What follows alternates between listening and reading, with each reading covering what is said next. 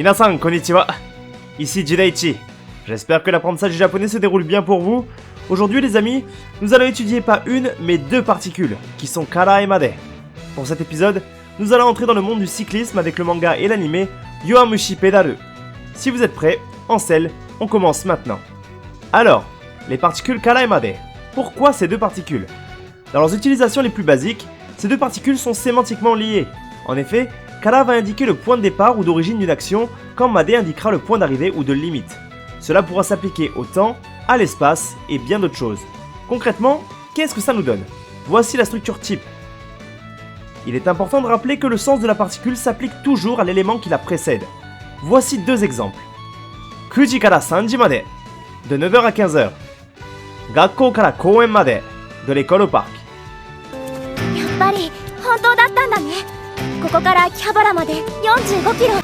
Ces deux particules peuvent très bien fonctionner indépendamment l'une de l'autre. Jugyo wa kuji kara desu. Les cours commencent à partir de 9h. Ginko wa sanji made desu. La banque ferme à 15h. Voici aussi quelques exemples un peu plus construits. Sono basu wa Shinjuku eki made iku. Kyōsō wa gouzen 9 kara hajimaru. Manami wa getsuyobi kara kinyobi made gakkou e iku. Comme vous pouvez le voir, ces trois premiers exemples se rapportent au contexte que j'ai déjà présenté, c'est-à-dire l'espace et le temps. Cependant, les deux exemples suivants nous montrent que l'on peut appliquer le sens de kara à d'autres domaines. Tomodachi kara tegami o morau. Ici, le point d'origine de l'action n'est ni un lieu ou bien un moment, mais une personne dont on reçoit quelque chose. Orange kara juice o tsukuru. Dans cet exemple, le point d'origine est un fruit à partir duquel on extrait le jus. Onoda ga jitensha kara fuchita. Et enfin, dans ce dernier exemple, le vélo est le point d'origine de l'accident de notre cycliste.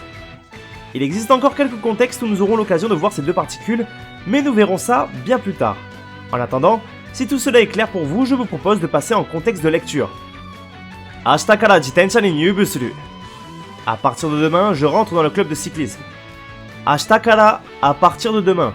Le verbe nyūbu suru signifie entrer dans un club. Vous constatez donc que la notion de club est déjà ancrée dans le verbe, c'est pour cela qu'on utilise simplement le mot jitensha, vélo, pour décrire la nature du club en question. Doyatte koko made kita? Comment es-tu arrivé jusqu'ici? Doyatte, comment ou par quel moyen?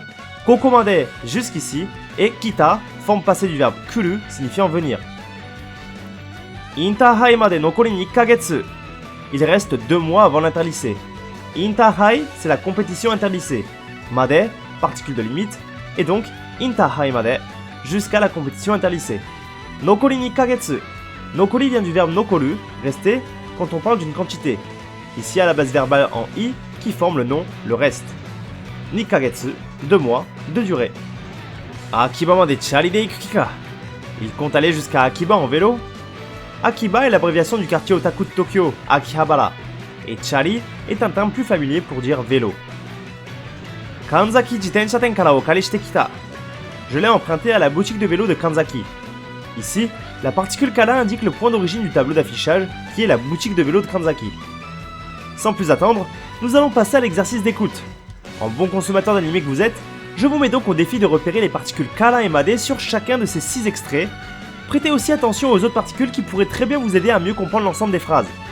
N'hésitez pas à faire des pauses, revenir en arrière et répéter les phrases à voix haute pour mieux assimiler les structures et le vocabulaire. On se retrouve juste après pour voir tout ça ensemble en détail. Tendez bien l'oreille, on y va. とんでもねえアホだな。ここから秋葉原までは45キロ以上あるんだぜ。車なら1時間かかる距離をママチャリで。じゃあ秋葉まで行ってくる。いってらっしゃい。駅に自転車止めてね。と目立っとるで。じゃあ行くで。ここから先は車道や。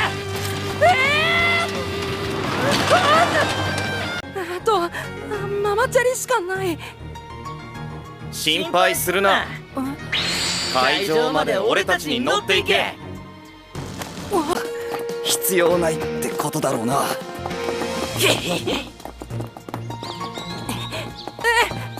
自転車で行くの？幕張まで？ほんの2、30キロやろ。ほらよ。おっとっと自転車が一番速いわ。3、2、1、100人目。あれあれどっから出てきたの？この人が100人目。 Me revoilà. Alors, ça s'est bien passé? Dites-moi ça dans les commentaires. Vous aviez 6 extraits, donc faites preuve de bonne foi et donnez-moi votre note. Sur ce, allons mettre tout ça au clair. とんでもねえアホだな。ここから秋葉原までは45キロ以上あるんだぜ。ここから秋葉原までは45キロ以上あるんだぜ。D'ici à Akihabara, il y a au moins 45 km. Ici, la subtilité réside dans la combinaison de deux particules qui sont Made, suivies de la particule thématique Wa. Littéralement, en ce qui concerne d'ici jusqu'à Akihabara, il y a au moins 45 km. L'ajout de la particule Wa sert à isoler, mettre en relief un cas parmi d'autres. じゃあ秋葉まで行ってくる。いってらっしゃい。 Akiba made ittekuru. Je vais à Akiba. Ici, rien de très compliqué. Ittekuru est la forme neutre d'une expression que vous avez peut-être déjà entendue. Ittekimasu, expression que l'on utilise quand on s'en va en projetant de revenir bientôt. じゃあ行くで。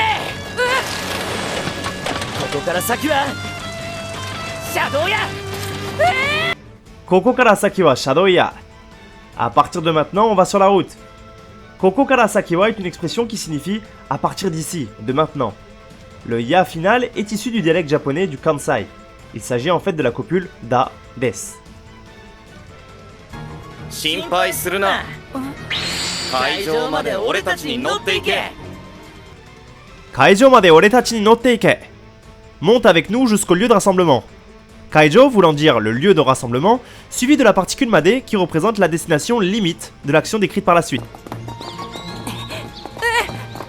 自転車で行くの？幕張まで？ Jitensha de ikuno, Makuhari made. On y va en vélo jusqu'à Makuhari. Ici, nous aurions pu réarranger la phrase et dire Makuhari made jitensha de ikuno. 3、2、1、100人目。あれどっから出てきたの？ Dokkara de tekitano. D'où tu sors, toi? Ici, le mot dokkara est la contraction de deux mots qui sont doko, signifiant où, et la particule de point d'origine que nous avons étudiée, kara, le tout voulant dire d'où ou à partir d'où. Nous voici à la fin de cet épisode. J'espère qu'il vous aura permis de bien comprendre l'utilisation de ces deux nouvelles particules et de renforcer aussi vos connaissances sur les précédentes. Si cet épisode vous a plu, vous pouvez me le faire savoir en laissant un commentaire ainsi qu'un pouce bleu, ça me permettra d'être mieux référencé et ainsi de pouvoir faire découvrir mon travail à plus de monde. Vous pouvez aussi directement partager la vidéo et la chaîne à vos amis qui désirent découvrir ou apprendre le japonais. Aussi, je vous invite une fois de plus à me rejoindre sur les réseaux sociaux, spécialement Twitter et Instagram où je suis le plus actif, afin d'échanger et bien sûr suivre l'avancement des prochaines vidéos et des projets de la chaîne. Vous pouvez aussi désormais arborer mes couleurs avec Spreadshirt et me donner un petit coup de pouce avec Tipeee. Sur ce, je vous dis à très bientôt pour le prochain épisode d'Anime Shadowing. Minasan, ja ne!